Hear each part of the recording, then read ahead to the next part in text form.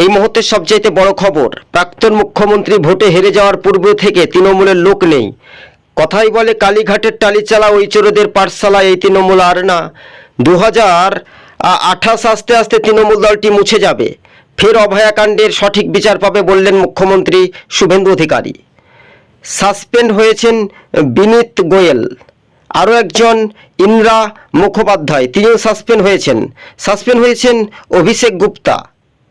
আরজিকর কাণ্ডের যে ঘটনা, সেই ঘটনায় ফের দায়ী ছিলেন তৃণমূলের একাধিক নেতা থেকে নেতৃত্ব। তাই ভোটে হারার পূর্বে থেকে তৃণমূলের অবস্থা এখন পাতলা হয়ে গেছে। তাই বাংলাতে গেরুয়া ঝড়ের আবির্ভাবে সম্পূর্ণভাবে বাজিমাত করেছেন শুভেন্দু অধিকারী। কিন্তু রাজ্য রাজনীতিতেই তৃণমূল দলটা আদতে থাকবে না তা পরিষ্কার হয়ে গেল। তৃণমূল নেত্রী মমতা ব্যানার্জি, প্রাক্তন মুখ্যমন্ত্রী, তিনি কর্মীদের নিয়ে এক পাঠশালা অনুষ্ঠান করেন। কর্মীদের নিয়ে কেন ভোটে হার হলো সেটাই বিশ্লেষণ করছেন। তার আইপ্যাককে দায়ী করেছে তৃণমূলের কর্মী।